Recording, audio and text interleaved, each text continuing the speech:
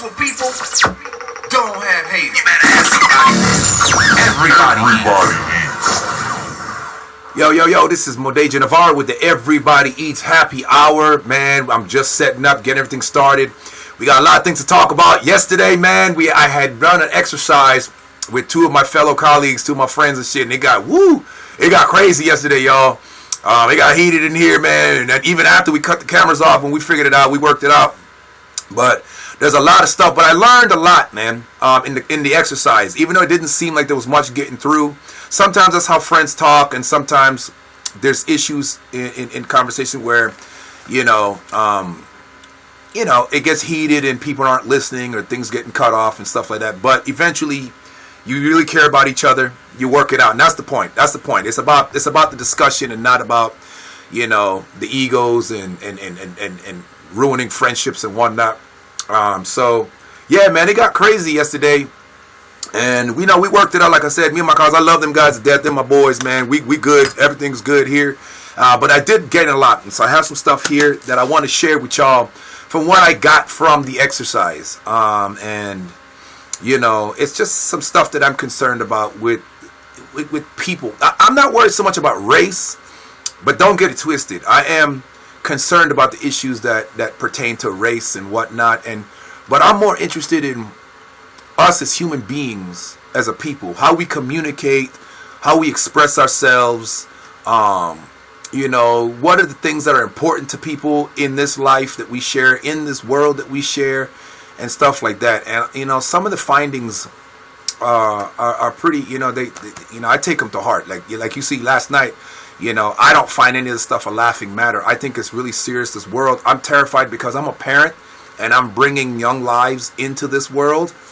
And everybody knows me knows. I care with all my heart, man. I take it to the heart. I take it to the heart because I'm worried, It's what caused my anxiety, because I care about people so much that I take on their problems. I take on their things. I'm kind of hypochondriac in that way where, I had a friend that died, of a heart attack, and I took on his thing on me, and it became a thing for me.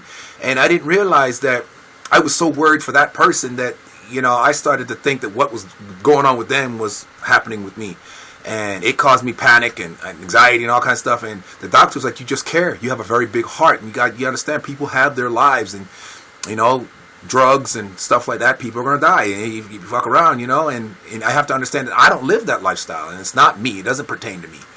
So, I care, man. I care genuinely about what people think. That's why I do this platform, Everybody Eats. I want to help artists be seen, be recognized.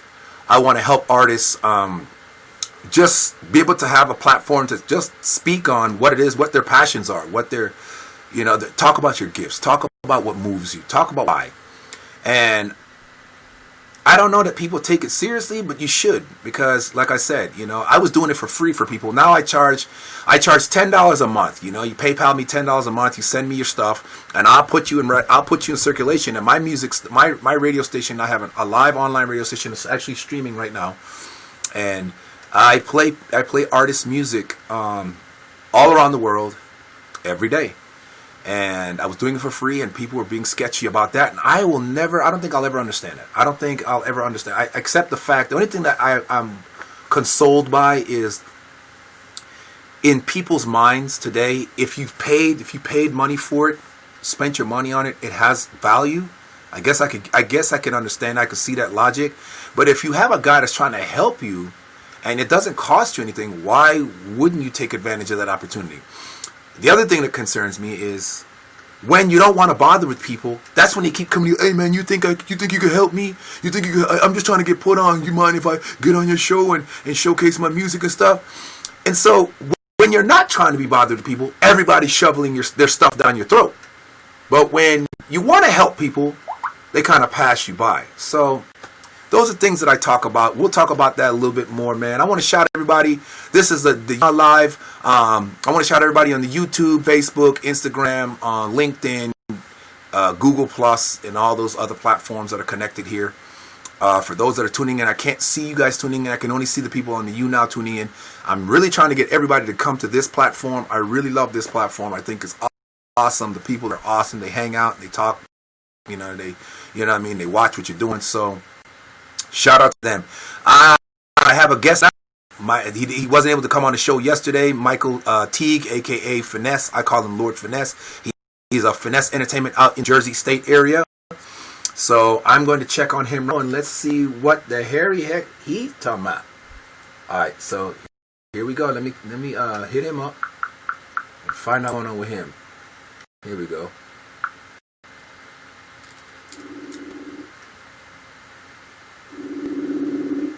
So this is Mike Teague.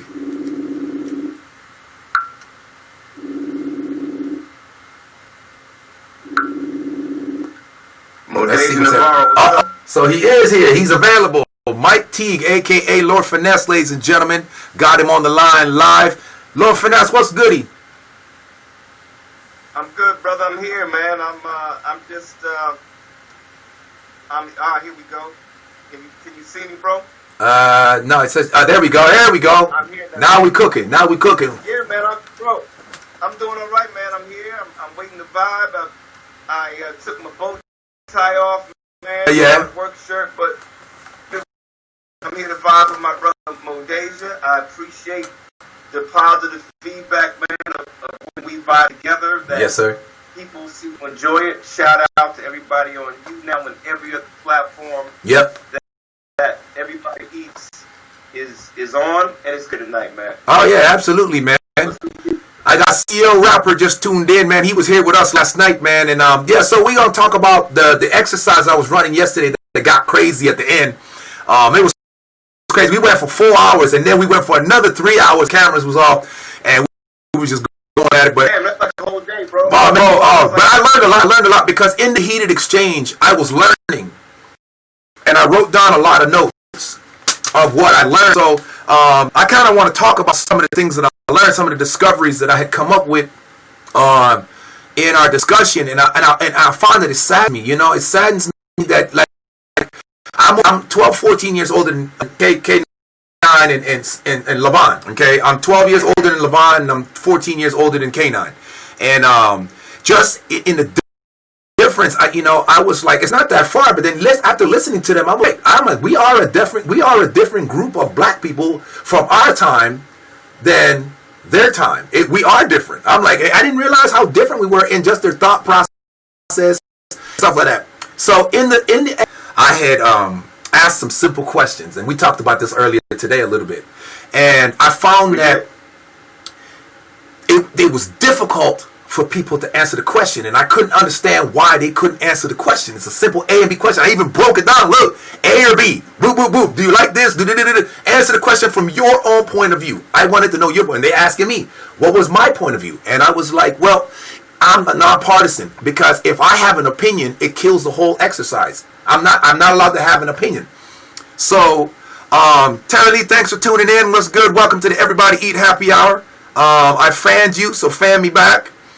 So anyway, I found that this generation and the generations after our generation, they break things down to the molecular level, and they overanalyze simple questions. So I came to the conclusion simplicity has kind of been taken away. Like, back when we came, was cut and dry. We knew the bread was buttered on. Yeah. Today, and then I said, well, why do they think like that? And I learned that, and I have it written down right here. I learned that people today, it's like walking on eggshells with one another. You get what I'm saying? Yeah. They are so worried about having their own personal opinion. They're worried about the kickback or potential kickback that they might get, the flack they might get for having a blowback. The blowback. I like that, bro. Right? I really like that. They're worried about that. They're worried about either shaming or being shamed if they have a personal feeling or opinion on a thing. Okay? Also, I found, what was it that I found? They're worried about being politically correct. So I asked Levon, me and Levon talked, and I asked him, I said, I was asking you questions and I was needing you to get to the answer. Well, he explained to me, and I get it. I have to take my time and break everything. I'm getting there, but I have to do it on my own time. I said, the reason I was asking you to go fast is, listen, people ain't got time. We're online. I'm on a live show. Kind of pick up the pace and so people can get to the cookie.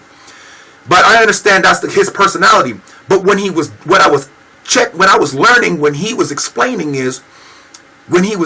to me, he's breaking down the question based on, am I a black man? Am I a straight black man? Am I a gay black man? Am I a black woman? Am I a straight black woman? A lot of information. And I'm sitting there, why is he doing this? I'm just asking you a simple A and B question. So I'm trying to... Just take a stand. Basically what you're saying, brothers, take a stand. So, hey, once you get through with your introduction, ask me the questions you asked him, and I'll do my best to give you a simple answer. Yes, and we talked about that. On the phone, and I will ask you the question again. So basically, in a nutshell, when he finished telling me, I realized, and I wrote it down. I said, this is important. I need to know this. I have to learn, because I'm a cut and dry chop. Like, look, A and B, A, done. I ask you a question. Black and white. It's black and white. It's black or white. Yeah. But the reason why people, and they're not the only ones. I've had these studies before, and I've talked to other people, and I've learned that people break things down because they're worried about addressing every single type of person based on their experience, based on what they're dealing with, but that's not what the question asked. The question asked your personal assessment of a generalized thing. Understood. Okay, so that saddens me, because you're so worried that your opinion will offend someone else. And I said, yes, you're not gonna make everybody happy. But everybody's so worried about. Thank you, Terry Lee, for becoming a fan. What's happening, man? This is the Everybody Eat Happy Hour, gossip hour. We're over here gossiping, talking about things that go on in life, and then I also do music and stuff like that. So thank you for tuning in. I'm here live with my man Michael Teague, aka Finesse of Finesse Entertainment. Finesse, what's happening? Talk to the people. Hey, what's up? So, Terry Lee, thanks for becoming a fan of the Everybody's Happy Hour. Again, shout out to everyone on YouNow and every other platform on the Everybody Eats Happy Hour is broadcasting. I'm an entrepreneur. I own an entertainment company. I'm a friend of Modasia. I support the movement. I support Honest Thinking Shirts, honestthinkingshirts.com. Yeah. I'm even thinking about becoming a model of the clothing, brother. We'll talk about that. Do it. That's a good way to get. That's a good way to get free clothes. Yeah, man. Because I'm thinking about it. So I definitely hit you up tomorrow. That's a good way to get free clothes. You want a model for me? You get free clothes like that, bro. That's a good way to get some free apparel, free hats, free ball caps and whatnot. Holla at your boy. So this is it, man. Yeah. So shout out to Memely Fei Wu. And again, CEO Reaper. CEO Reaper was here. He was here with us last night. I don't know how much CEO Reaper seen, but I know CEO Reaper. What's up, CEO Reaper? Yeah, it was in it when it was getting. We went in, but it was a good conversation. I learned. But here, back to what I was saying. People take a simple question and break it down because they're worried about, like I said, the blowback, or whether they're going to be shamed for their response or shame others in their response, and being politically correct. And they parse it. They parse it. They overly parse it, and they think about it in light of who's listening. And yes, what? Yeah, brother, I get it. And not answering the question. And I get you. Yes, and not answering the question. The other thing I learned was then they were asking me the question in terms of what was my point of view? Am I asking the question from my point of view or from my my thinking process? And I said, listen, I'm nonpartisan. I don't have anything to do with this because it's my exercise. If I get involved, then it's going to be a biased thing, and then I'm and that I'm trying to find out what you're thinking. I'm trying to find out what your thought process is, because that's the exercise. What do you? I know how I think and feel about a thing. I know so I'm learning that back in the day, it was one way. It was a yes or no. It was a direct answer to a thing. You had a question, there was a direct answer. Now it's all these other possible answers. It could be this. And so my response to that, ladies and gentlemen, is yes. It's not a wrong answer. It's just not the direct answer. And that's what I learned yesterday in talking to my peers, my colleagues, and to other people.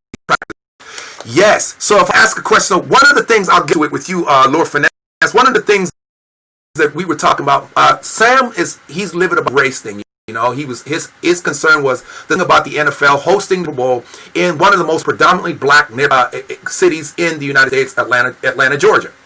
at the Dome over there. Okay. He thinking after everything that Colin Kaepernick and everything everybody had done and whatever, that was just a slap in the face. It was a mockery of the whole thing to have it in the most black area, and then all these black people, instead of protesting it and saying, look man, this is wrong what you're doing, you shouldn't have brought it here, blah blah, they just parlayed in it, and he was upset about that. So one of the questions I asked was, I hear all this racial stuff, racist this and that with black Americans, and I asked him, I said, okay, today is the day it's going to happen. White folks are like, black people, you're right. If black people could have their wish, whatever it is, what is it that black Americans want? What do they want? I can answer that question directly. And again, I appreciate you having me on, and I appreciate the opportunity to speak to that. Yeah. And I will speak as an African American who's been in this country all of his life. Number one, I would want the ending of police brutality. Mm-hmm. I'm tired of our men being killed for no reason. Mm-hmm. That's number one. Yes. Number two, access to capital so that we can read well. Period. Mm-hmm. Mm-hmm. Bottom line. I mean, and that's it, brother. That's it. Now, so what you just did, those are watching, what he just did was he answered the question. But when I asked my colleagues, these were the answers that I met. Well, that's a difficult question. Well, it's impossible to answer. I mean, am I a black woman? Are you a black woman? I'm talking to two black males.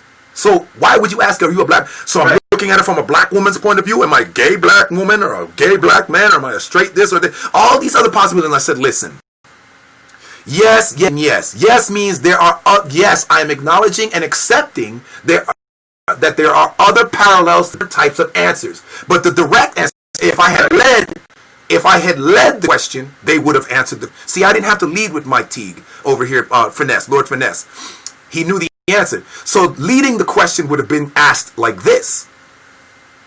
What would black people have wanted? Would they have wanted absolute revenge for what white people have done to them? Would they want retaliation? Do they want their 40 acres and a mule? What do black people want? It's not multiple choice, right? Exactly. It's not multiple choice. But you see how I'm leading the question. So if I led the question, they would have been able to answer. So I did do that. After the cameras were off, me and Levon sat and talked for another 2-3 hours. Okay. I asked him the question, but this time I led. And when I led, he had no problem answering the question. He answered the question just as you did. Well, first of all, I would want this and this and this and this and that was that. I said, you know what you just did? He goes, what? I go, you just answered the question. And in the show, and I have the footage. I have footage of the last night's show. You can check on go to my LinkedIn page, go to my Tumblr page, go to my YouTube page, Modeja Navarro YouTube /channel. Go to my YouTube and check it out. It's a 4-hour thing, but it gets good. We talk about a lot of shit. We get in, and we have a lot of fun in it too. A lot of people are tuning in. But man, in the questioning, live on camera, they could not answer the question. They were nervous. Bro. Modeja, you and I are seasoned media personalities. And sometimes when people know that red light is on, that on-air light is on, it intimidates. I think... Well, I don't think that was the case. Because they were like, okay. we answered the question, and we're agreeing with you. I said, no, you did not answer the question. Yo, you got to check the footage. You got to check it. They did not answer the question. And, bro, listen. I mean, for me, listen. You made it very clear to me, and I thank you for that, brother. I mean that sincerely. What's that? What I make clear? What do black people want? Yeah. I am responding, and I'm saying this to all of the viewers, and again, thank you for tuning in. I'm answering as a baby boomer African American man, educated, committed. That's my frame of reference. I can appreciate every other perspective. Right. Every other gender, every other demographic, every other socioeconomic status. I can't answer as that. I'm a black man in America. Right. And number one, that's what I said I wanted. Those two things came immediately, and hopefully I was clear in my response. Yes, you were very clear, and you answered the question. The other question now. So, I was told that humanity is fucked up, and I said, yes, humanity is fucked up. And then black people, this and that, they'll never get it together, this and that. I said, it's funny you say that, because in the middle of humanity being fucked up, as far as I'm concerned, Asians and Jews and all walks of life, that's part of humanity, are they not? Exactly. They are. But we can all agree that it has been said in many different facets that The Jews stick together and somehow seem to got it right. The Asians Yeah. stick together. The Middle Easterns, they come in and put up a 7-Eleven or a gas station or some shit, and they seem to have it. Yeah. Okay? The Africans come here to get their educations. They send their money back home. They go back home to Africa, and they live like kings. Because the American dollar is like $1 million. $1 is like $1 million of their money, right? So they get $5,000, $10,000. They make a couple $100,000, and they go back home. They're kings. Okay. So you've heard that before. That it seems like, why is it that other races seem to have it together? Whites stick together and take care of whites. Now, are there fucked up people in each race group? Yes, there is. So Yes. I asked the question, and I was met with this. Well, that's bullshit, because you know what? That's the same thing that an Arabic person is saying the same thing about black people or something. I said, yes, they probably are. But the thing is that wasn't the question. The question is you talked about the problem in the black community. Black people, every time a black man tries to come up, there's 10 other black people trying to tear that person down. Why? He think he's better than us. No, he doesn't think he's better than you. He wants to live a better life. Get with the program. Get real. And then when black people say, oh, fuck it, you know. So if I could speak to that, I Yes, that's the question. So now you give me your point of view on that question. my point of view, Modej, is that I think, honestly, it's the residual effect of our oppression. That in our society, and some talk about post-traumatic slave syndrome, that somehow traumatization is passed through the genes. Yes. I'm not a scientist. I'm not sure. I've heard that. I I've heard that this. is true. You understand what I've done some of the can't research. say this. I think the divide and conquer principle that this society has used on us since we arrived on these shores in 1619, many would say, up until 2019, we've been conditioned to distrust each other as an immediate response. Right. And we've been taught to be divided against one another as an immediate response. And I think it's only those of us, regardless of gender, class, socioeconomic status within our communities, who have become enlightened, who understand the power of unity, who can then begin to recondition ourselves and liberate ourselves from that mindset. Yes. That's my answer. But that answers the question. And It does. you know, it answers the question. You don't turn around and say, well, you know, that's something that Indian people are saying about us. First of all, in my experience and because I've done the research, nobody's saying that about black people. Black people do not have it together. A lot of people think when a black man comes up with a business and we say, man, I got this idea, they look at us like we're sketchy. Yeah, it's a catch, you know, because they're so used to the stereotypical, you know what I'm saying, families, not families, but the black people that are the con artists or the sketchy people, the hustlers, the guys that are trying to get something out of you and, you know, try to the finaglers. So we're labeled and typecast because of those finaglers. So when you actually are a legit black person in this country trying to run a legit business, unless you got somebody white behind you, they're kind of like, eh. And I'll tell you why, based on personal experience. Honest Thinking Shirts. Honest Thinking Shirts is my company since start to finish. You understand what I'm saying? I've been doing it for years. But when I had my white boys, my white friends, invest some money just to be part of my thing, that's when I was projecting about 40 grand a month. Easy. Now that I knocked that because egos got in the way, I bought them out. You invested $1,500 or more in, and I gave you your money back, and you're done. Paid you out plus interest. Right. So if you gave me $1,500, I gave you $2,500 back. So you got your money back and some. Thank you. Twice. Damn, you're twice. Yeah. Damn, that's a hell of a return on investment. Man, here, I don't want, listen, for everything you do, I appreciate you.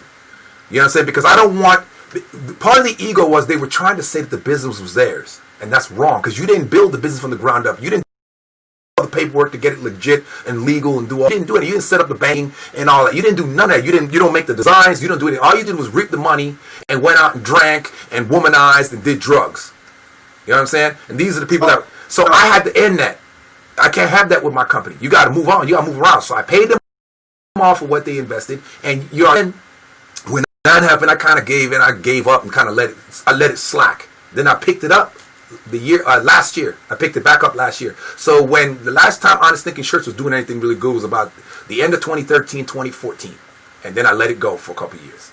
And then I picked it back up last year, 4 years later. So now I'm doing it on my own, and the struggle is real.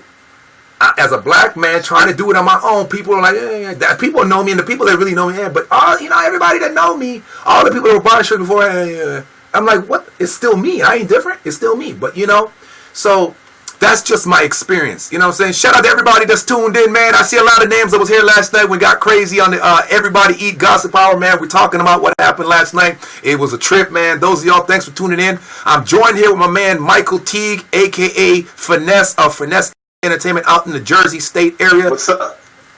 Holla there, man. What's up, everybody? Man, we got Snowball Bunny, Maya K. Everybody, happy hour. Enjoy. Be sure and fan me, y'all. I fan y'all. Fan me back, man.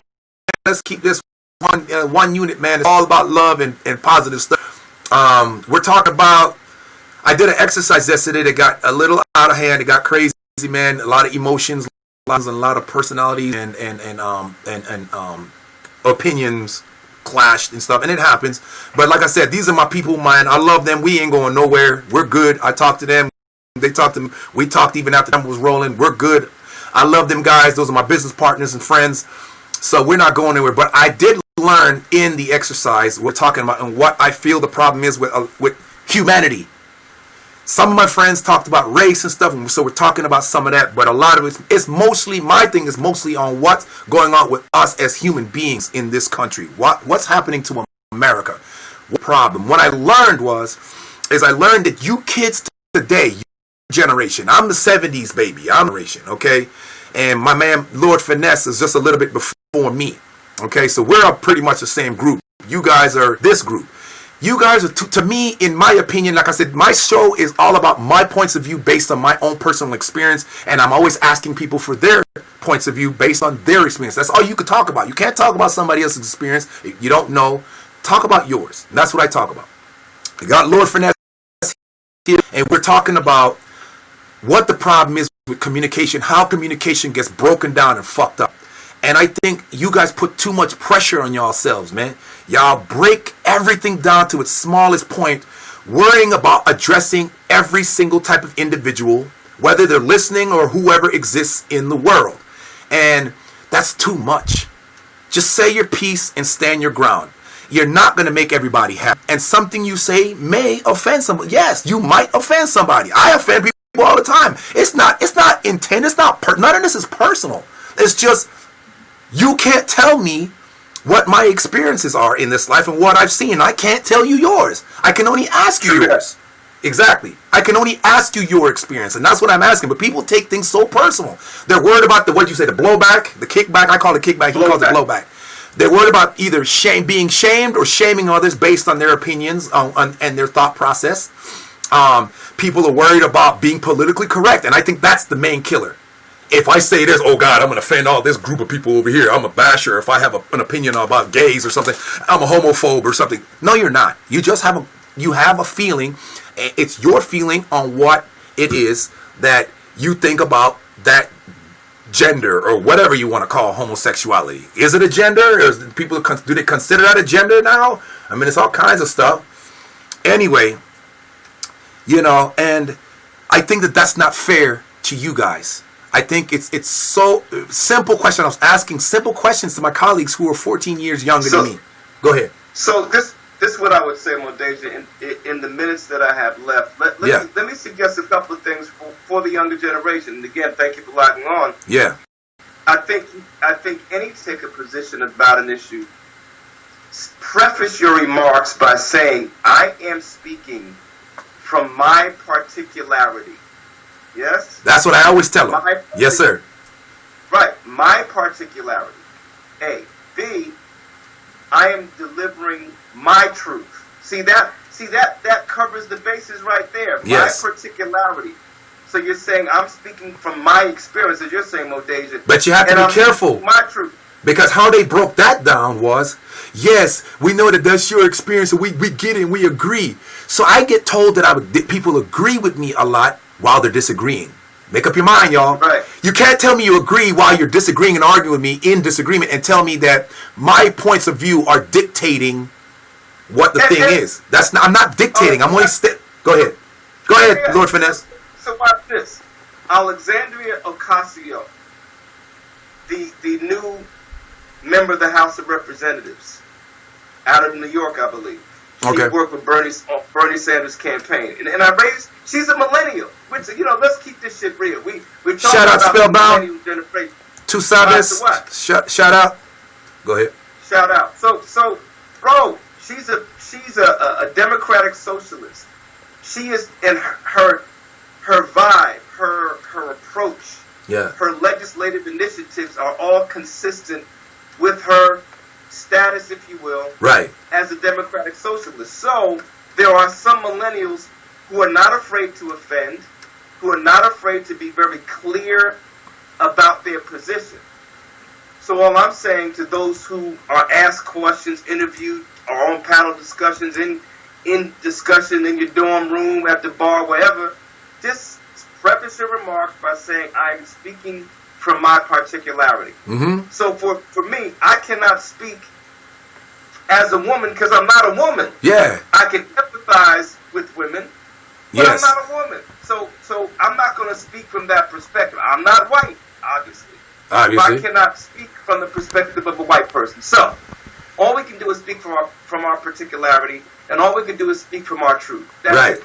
Right. And that's what I make. That's what I make sure. But you see, and what I was trying to get my colleagues to understand before it got all crazy and heated. Appreciate that, 61, Matt M. Appreciate that, Matt M37. I love you, man. Thanks for becoming a fan. Shout out to all the people that are tuning in. I'm live here. This is the Everybody Eats Happy Hour. I'm live here with my man Michael Teague, aka Finesse, out in the Jersey area of Finesse Entertainment, and we are talking about a topic yesterday.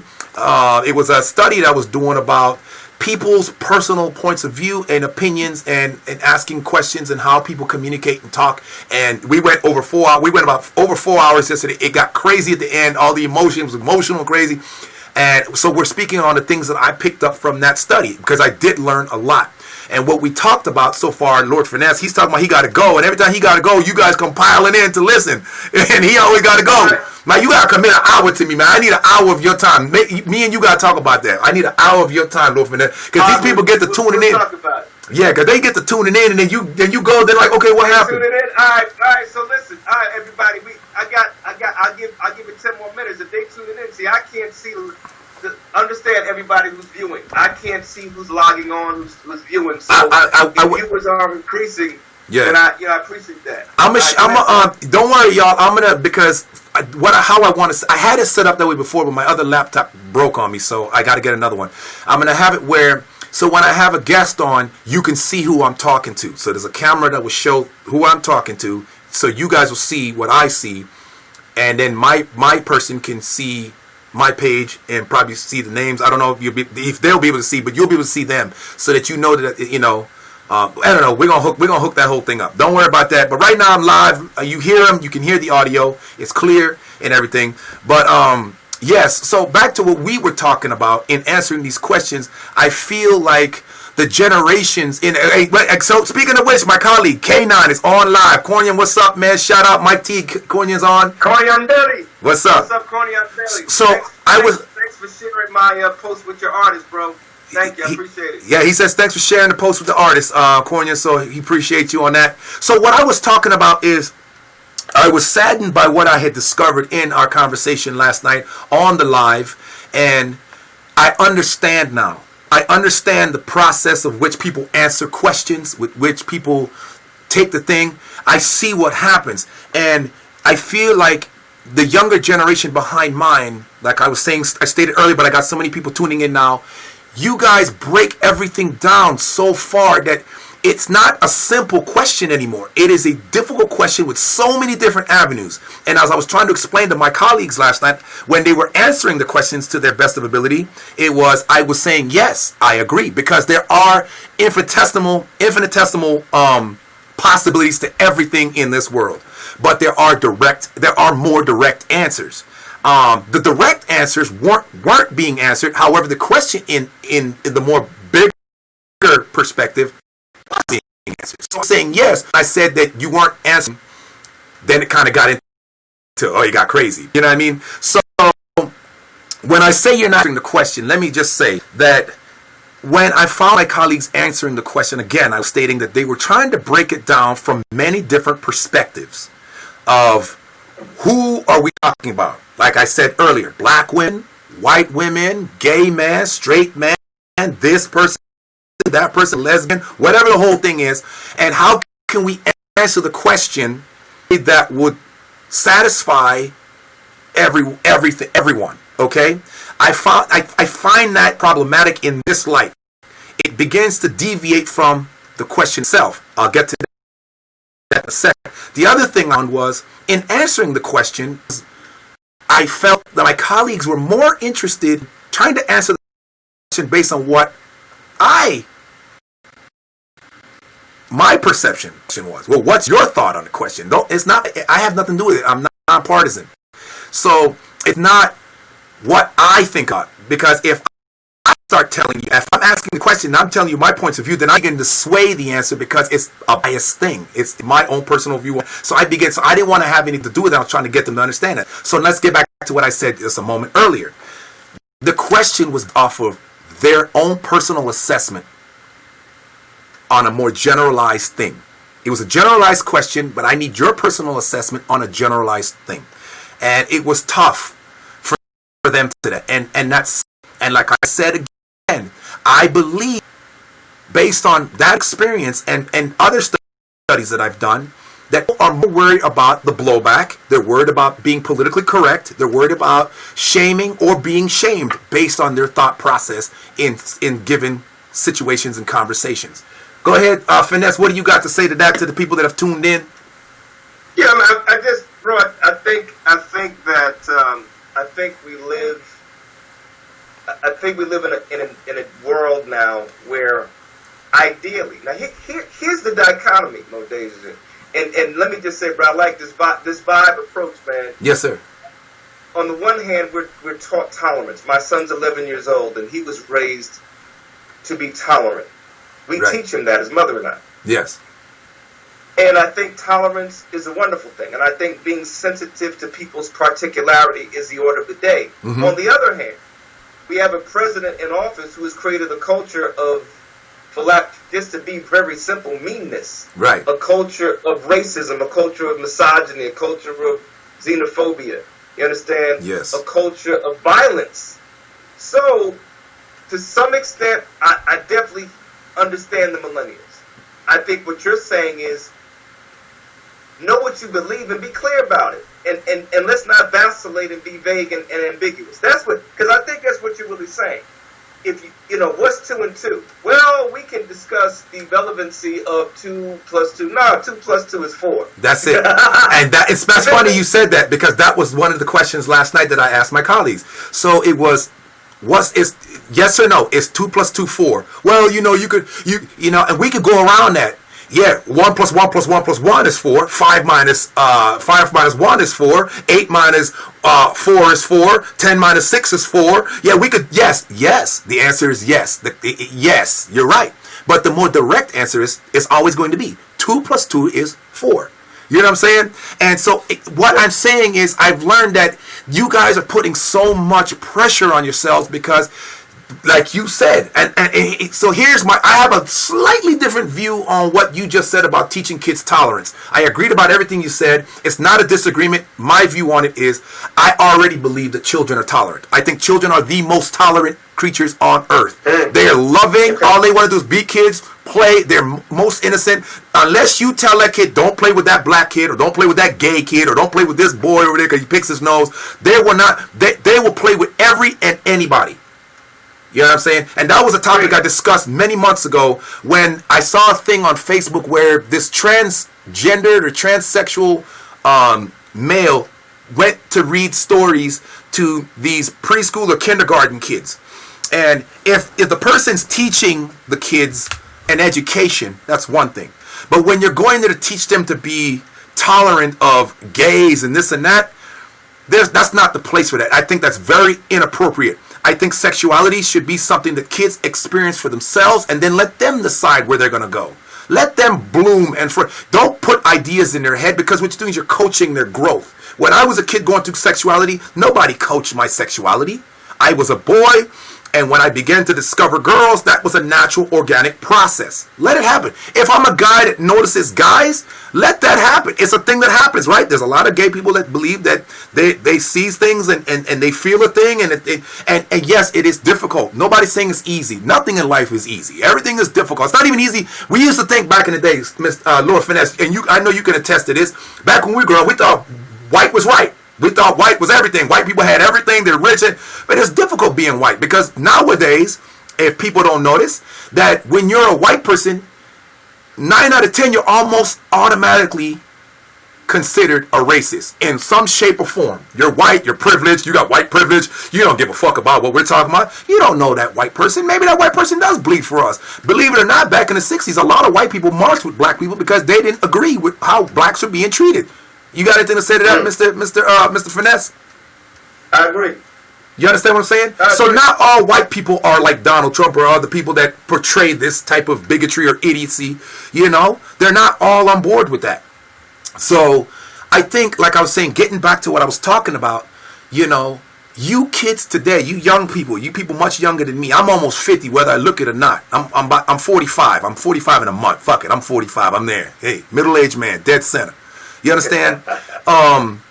And you younger kids today, man, it's like you ask a simple question and you're so worried about who you might offend. No, just say your piece. It's your personal assessments, your POV, man. Give me your POV. That's all I care about. Yes, there are so many other answers that can be displayed or registered, but that's not what I'm asking. I'm just asking, what do you think? What do you feel? Then don't ask me what I feel, because it's biased if I answer how I feel. It becomes a one-sided thing. The universe is asking, what do you... I know what I think and feel, but I'm asking you because I'm interested in your point of view, because I don't want to be opinionated. I can't stand opinionated people. You know what I'm saying? People that think that their opinion is the end-all, be-all thing. I hate that. I don't like that. Because it kills communication. It kills... People don't... Who wants to deal with that prick? That motherfucker. We're talking... It's all about him. That ego. That's an ego. I think that's a form of ego. I don't want to be that person. I want to be the one that I have my say. But what are you talking about? Oh, interesting. Well, actually, I never knew that. And I learned some stuff from my colleagues that I didn't know. And we got heated, we got into a spat, but they're not going nowhere. Those are my niggas. I love them boys. They're not my K9's on here. K9, no. I love that dude. I reached out to him. I had hurt his feelings, and I told him how I felt, and I was honest, and I told him, I said, listen, man, I don't care what happens. We're friends, and it's not the same without you. It's not going to be the same without you. I'm not finna lose you over this stupid conversation. We just had a conversation, got heated. Friends spat. Family spat. I consider these guys family. I only have a handful of people I fuck with. I got Lord Finesse on one hand, and I got K9 on here right now. Shout out to my man Cornian B. Y'all see him, shout him out. He's a good dude, fellow veteran like myself. He was in the studio last night, and I'm telling you, we talk about deep things. You should be able to have conversations with friends and family. It's going to sometimes, you're not going to agree on everything. It's a fantasy to think that we're going to agree on everything. I learned a lot, and I feel bad for you younger kids. I feel bad for you younger generations after mine. Other things we talked about. I feel like there's an underlying resentment towards authority figures. Authority. Somebody started a couple years ago this whole trend. You remember, y'all? Lord Finesse, I'm sure you could speak on it too, and you will. The whole thing with when cops pull you over. What's the reason for me being detained? Why are you detaining me? Am I being detained? You undermining authority. It doesn't matter if the cop's right or wrong. I'm not speaking on behalf of the cops by any stretch. The shit that these cops have been doing to black people and other people for no reason, that's just wrong. But what I'm talking about, who started that fucking trend to undermine authority? If they're wrong, take the ticket, get your lawyer up, or do what you gotta do and fight it in court. No, this is wrong. Look, this is this. Prove your case, prove your point, fight it. But when you do that, then now you get cops that get, because they're people too. And it's disrespectful. And think about how you would react to disrespect. Cops are fed up because every cop is stereotyped and stigmatized now. They're all people killers. They're bastards. People have lost confidence in our police forces now. They don't really trust. Only people that trust in them are the white people that are on the media that are calling on black people. They're barbecuing here, or they're doing this here, or this person scared me, or this person grabbed my ass, and all that continued stupidity, that's going viral. Lord Finesse, what do you got to say about that? I think this generation, the millennial generation, does not. I'm gonna say two things. One, does not fully respect authority. Here's the other side, and I think as older heads, we got to acknowledge that authority has not had the most integrity. Right. Authority hasn't worn its authority well. See what I'm saying? So on the one hand, we can say yes, we can we can criticize the fact that some people, millennial or not, don't respect police, but then police, police haven't been the ones to protect and serve. You see on the side of the car, yes, to protect and serve. Well, they damn sure haven't done that in our history. They brutal. Yes. You understand what I'm saying? Yes. Now, there's wise rebellion, if you will, and unwise rebellion. Yes. And I think what you're saying, when I've been stopped by the police, officer, may I have your license and registration and insurance card? No problem, officer. Yeah. I don't ask why I've been stopped. I don't cite the U.S. Constitution statutes. I don't, because he's going to piss them off. That's it. See what You make a 10-minute, you make a 5-10 thing into a whole hour ordeal. Now they're going to delay, they're going to find something. Oh, you got priors, now you're fucked. Man, go about your business. If they're wrong, there's ways to deal with that. But go ahead, Finesse. You were saying? Right, I don't videotape. I told a friend of mine a story last night. I live in Middlesex, New Jersey. It is the suburbs, more working class, middle class town. And I went to the gym and had on a hoodie, and I probably had my cap on like you got a cap on most days. Yeah. And I forgot my insurance card. Yo, police, red lights came on. I saw him right when he turned around. I pulled over. Yo, he approached my car from the passenger side with hand on his gun. Yeah. Feel me? Oh, I've been there. I've experienced that firsthand. This, with all respect to my white brothers and sisters and white listeners, listen. I was told by a man who held for 20 years, these white boys, and this is how he put it, these white boys want to go home. They scared. Yeah. So imagine this white boy walking up to my car, hand on my gun. He already ran my shit because they could do that. So he knew what the deal was. Yeah. I don't have any price criminal record, but he didn't see someone who may have lost his insurance card. He saw a black face. That's it. With a hoodie on, no doubt. Let's keep this shit real. Yep. Right? So, what am I saying? What I'm saying is, like Mo Davis said, when you stop, brother, sister, just comply. As a matter of fact, comply and pray. Yeah. Yeah, comply, I agree. That's the human response. Pray is the divine request for intervention and safety. I'm just telling you. So. I agree, man. And it's sad that Did I answer the question, sir? Did I answer the question? It answers the question. But there's a side to that authority thing, too. I learned also. Okay, now I'm an island boy. Everybody who knows me knows I'm from the Virgin Islands. I grew up in a time where it was common sense to respect your elders. I told one of my colleagues yesterday to respect my elder. The response I got was way off from what I expected. But I have experienced this before, not personally towards me, but seeing it before. I didn't understand it then. I just said, it's just somebody's having a bad day and being a little sensitive is how I blew it. Because most people looking up from the outside see, that's too oversensitive. So I wrote that down as a thing that I find that people are very sensitive to authority, whether by influence or experience, or whether by age or influence. Okay? And so when you say to respect your elders, people misconstrue that and take that as being condescending. And that's sad. Right. Because, damn. You know what I'm saying? Because I was not by any means trying to be condescending. I was like, listen, my whole approach to that was, I am not interested in disrespecting others. I don't do well with disrespect. So I believe in do unto others as you'd have them do to you. I don't like being disrespected. I don't disrespect other people because of that. So when I say respect your elders, that's what I meant. So when I found that it was met with the feeling of condescension, I was like, whoa. Or even being patronized. I was like, damn, okay, listen, this is not the intent. But I have experienced this by witnessing other conversations and talks. I do research, and people really take, like, wow, I'm attacking me. Like every time you say something, you stand your ground, they feel attacked. They jump behind the shield. They throw their hands up. People shut down so quickly. They're very, very oversensitive. And that's sad. It's because it's like, what I've discovered is when they're the ones doing the talking and exuding their feelings and opinions, we're good. But the minute you retaliate with something, or not retaliate, but just come back with something, oh man, see, no, you got to leave. You're negative, or this, and I was like, why is that? And I believe I talked about that on one of my other platforms where I was talking about how people had the right to pursue happiness. Lord Finesse, I think you was there with me, right? And I said I learned that it's not happiness in general that people have the right to pursue. It is the happiness based on what that person who's saying it or making that statement believes to be happiness, and that's okay. So I asked them, I said, and they don't want to talk about that, but I said, well, a pedophile has the right to pursue happiness, right? Well, where are you going with that? They're pedophiles. Well, hold on. We're not talking about the crime. We're talking about the pursuit of happiness. See, that's how I break things down. We're gonna get all the way down to everything, because be careful what you say and be fair on what you speak on. So a pedophile is just looking for happiness. Unfortunately, in a sick, twisted, fucked up way, pedophiles find happiness in messing with children. Do we agree with that? No, it's fucked up, right? But can they still have the same argument?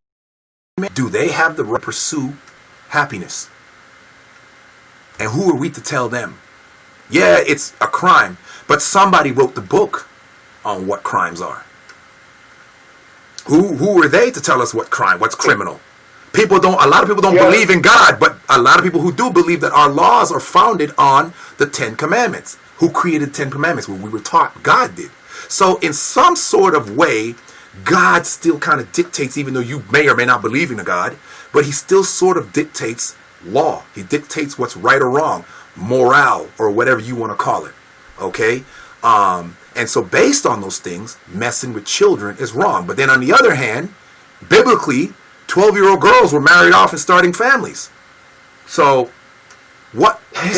You get what I'm saying? Yo, you got to be careful. You got to be careful. Talk to me, Finesse. Go ahead. Thanks, George from Space, Gregor from Space, tuning in. Listen, I appreciate everybody tuning in. Mo Days, I'm gonna stay on for another few minutes. It's almost 10 o'clock, man. Yeah. And I think I think I have given you almost an hour, or should I say I've been on for almost an hour? Close. So yeah. Just a few things. Number one, my belief is that yes, we are free to pursue happiness as long as it doesn't harm somebody else. That's how I look at it. That's a fair assessment. That is a very fair assessment. Yo, bro, I'm just a very liberal guy. Yes. Do your thing. I had an artist. She was an artist, media personality that I managed for a while. Mm-hmm. And she said her favorite phrase was, "If you like it, I love it." Yeah. Yeah. You understand? If you like it, I love it. But that's a scary statement though, because now we just talked about pedophilia and they like it. So do we love it? You know what I'm saying? You can break stuff down. You can break yeah. Right, and it's the counterbalance. This is my counterbalance. Yeah. Yeah. If you like it, I love it, as long as it doesn't harm somebody else. Exactly. Right? Now, be fair. And then I forgot the philosopher. It's funny when Modage and I vibe like this, he brings out the intellectual side of me. I forget there was a philosopher who talked about natural law, right? Mm-hmm. And there's something about natural law that kind of sets things straight. And you talked about the chaotic balance. Yeah. We talked about natural law. I call it God's law. Exactly. And then, so there's natural law. There's the law that just emerges from human beings and human interaction. Then there's God's law that's spiritual, that is imposed from above. And then St. Paul said that God has written his law on our hearts. He's written his law on our hearts. It's instilled in us. So it's ingrained in us. Exactly. And then it says, therefore, there's no excuse. There's no excuse. And I'll elaborate on that. And this was a pod that I did a long time ago. And Lord Finesse and I talked about that some time back. But I had done this pod long time ago when I was doing everything on Facebook. And it was the innate ability for children, young children, who you have not taught right or wrong, right from wrong. When they do good, it's daddy, daddy, look at me. Mommy, mommy, look at me. Look at me. Look what I did. Look, look, look. But when they do wrong, you can't. Where's that kid? You can't. They're hiding. Where they? But you never taught them right from wrong, y'all. But they know to hide. How do they know? Because it's already instilled in us. Right from wrong is already instilled in us. Yeah, and that is the God law. That is the God balance. The law of natural thing. And I was asking my colleagues that last. The world is fucked up, but in a world, how do we fix a fucked up world? The answer I was trying to get from my colleagues, and I'll answer the question, was 2 words. Well, it's 3. Individuality, responsibility, and accountability will get this world back in check. If people take responsibility and accountability for what they do individually, this world would not be fucked up. Do you want somebody to come in your house, kick in your door, and shoot up your family? No. So why would you get a gun and go and kick in somebody's door and shoot up their family just because you're mad at something else? A lot of people get shot up in churches because people are mad about something else. Somebody was bullied, so he gonna kick up and blow up a church and kill a bunch of innocent people. Shoot up a concert from a hotel window. You don't know what's going on with these people that they kill. I'm saying, my thing is, if you're that mad, why don't you just kill yourself? It's a fucked up thing to say, but at the same time, like, if somebody got to go, why don't you just end it because you're the one that's disgruntled and just do the whole world a favor? But of course, that doesn't happen. They kill innocent lives. But that's what I'm trying to talk about, man.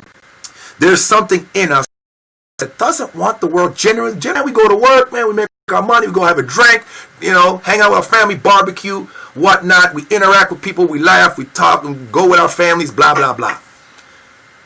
So generally, we don't want all this fuckery, we say in the islands, that's going on in this world. Fuckery. All this fuckery. Fuckery. You know what I mean?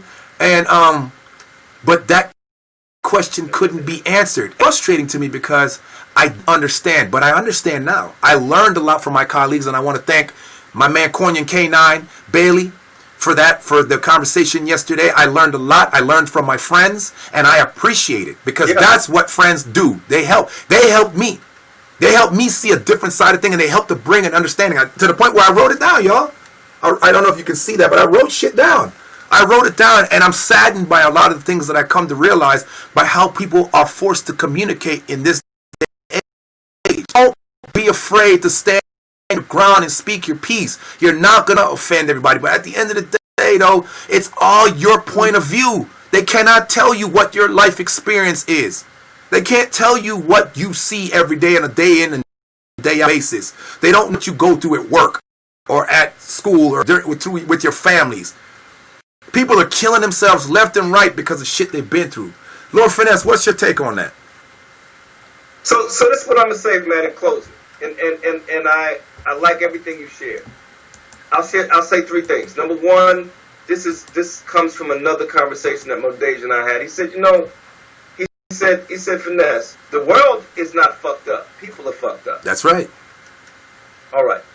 So how do we make the world a better place? Let's stop fucking up, people. Stop fucking up. Live and I'm not trying. Listen. And I'm not judging. I'm just saying. Let's live a principled life. That's point number 1. Yes. Let's live a principled life. Do unto others as you would have them do unto you. That's a good. If everybody simply committed to that, the world would be a better place. What kind of a world do we live in? And again, does it not go back to what I just said?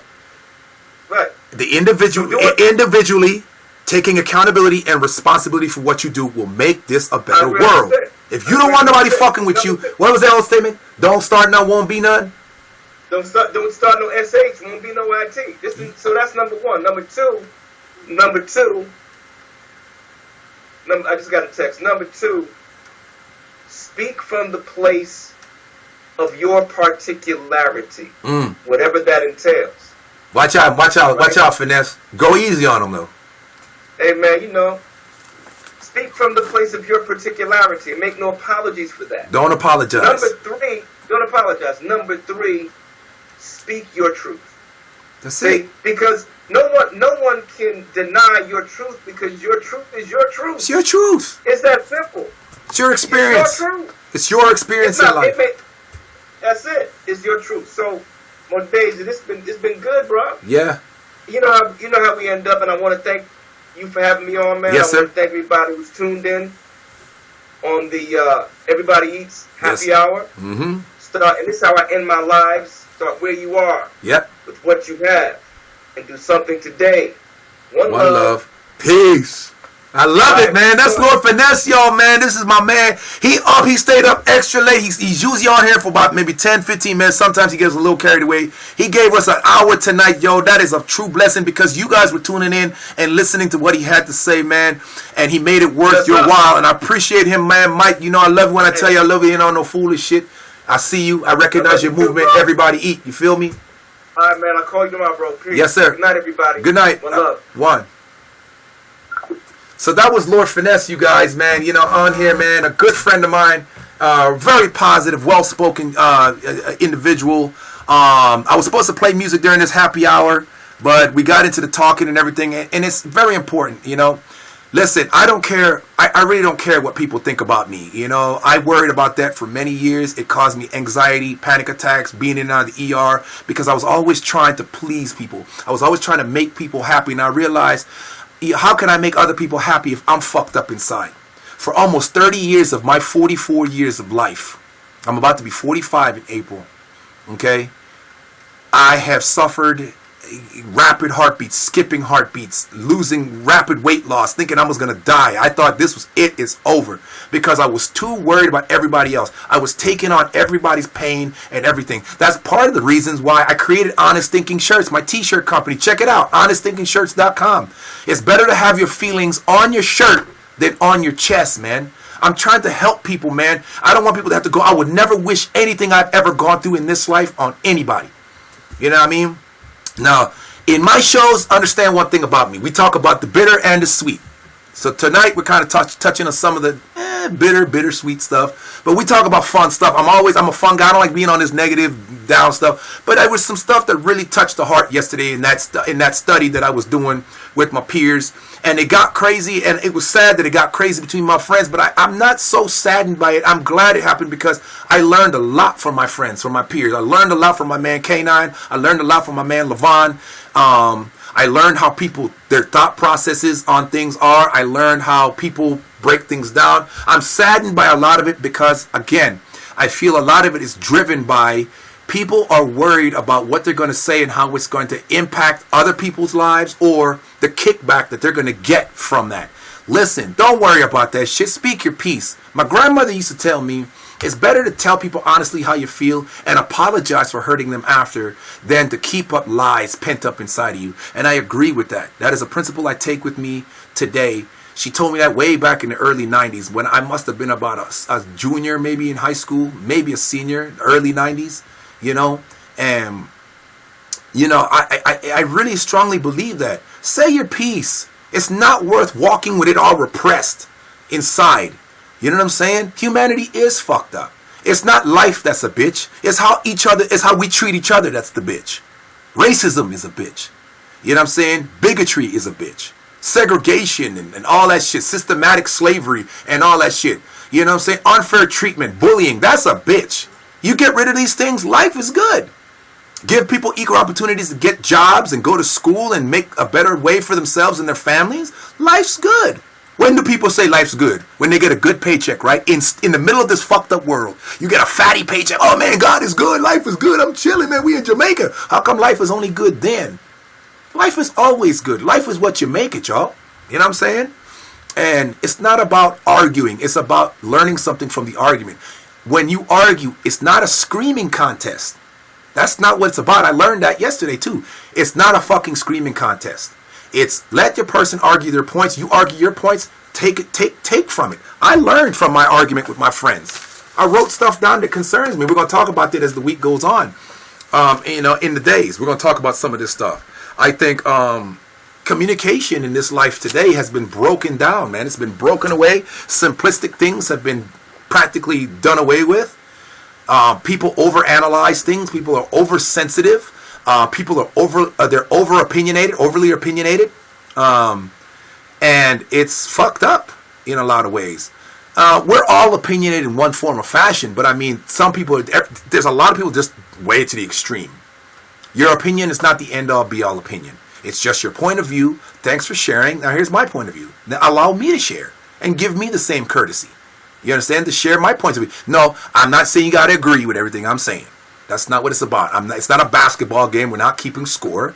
We're just talking. I'm just learning who you are. See, if I face you, I don't know what's going on in the back of my head. But when you're facing me, you can tell me what's happening back there. It makes my world around. Then I tell you what's going on in the back of your head. Now the whole world goes all the way around, from the back of my head to the back of your head and back around again. So now we have a much larger perspective on life. That's having each other's backs. That's letting each other know what's going on over here so that we don't have to do this. And now we're not paying attention in front of us. You understand what I'm saying? So take care of each other, man. This is an educational Everybody Eats Happy Hour. I hope y'all enjoyed this. I hope y'all take something from this, man. You guys are great. Thanks to all the people that have tuned in. YouNow, Facebook, YouTube, Instagram, Snapchat, LinkedIn, Twitter. So who else? Tumblr. I think I've listed them all. I think that's all of them. All the people that have tuned in, man. Shout out to my man, Cornian K9, man. That's my partner, man. Fellow veteran. I love you, dude. I really appreciate what I learned from you and I took from the conversation yesterday. I'm so glad that we were big enough to get past that and be the family that we are. You are my family. I fucking love you. I'm saying it live. I don't give a fuck who knows it. You are one of the realest. And I would rather argue with you than not have you in my fucking life. That's that right here. For real. I love all of y'all. When I say I love you guys, I mean I see you. It's not on no funny shit. I see your movement, man. Anybody that has an artist they know of any kind, photographer, graphic design, anybody that's trying to get on, that wants to interview, email me at teamfootage74@gmail.com or text me at 512-905-1161.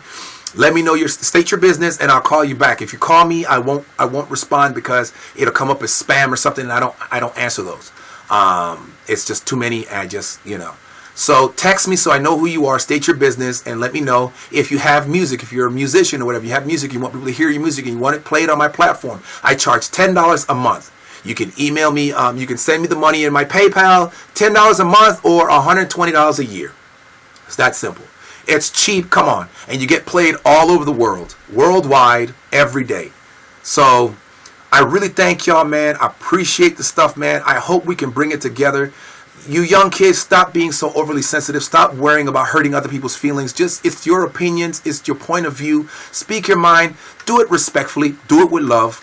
Don't try to bash. We get angry and we say things, but if we just keep in mind that you're going to offend someone one way or the other. I've probably offended 100 people tonight, who knows, with my points of view. But they are my points of view. I don't intend to hurt. That is not what this is about. This is about talking and bringing the world together. I love people and I'm losing faith in humanity because we are so hell-bent on hurting one another, breaking each other down, disrespecting each other, killing each other. Good grief. There's so much shit. And as a parent, I'm scared of the world that I'm going to leave behind for my children. I don't know what. I'm terrified. I get to the point where I'm almost borderline clingy watching every little move that these kids make. And then I'm not letting them breathe and be who they are. And I don't want to be that parent. I want them to explore and learn and be themselves and develop into who they're going to be. I love you guys again. Thank you so much, man. Until tomorrow, same bat time, same bat channel. See ya. Welcome to the Everybody Eats Happy Hour. And the jingle. Where's the jingle? It's for people don't have hate. Everybody eats. I love you guys, man. Take care, man. And I'll see you guys tomorrow. Thanks for watching.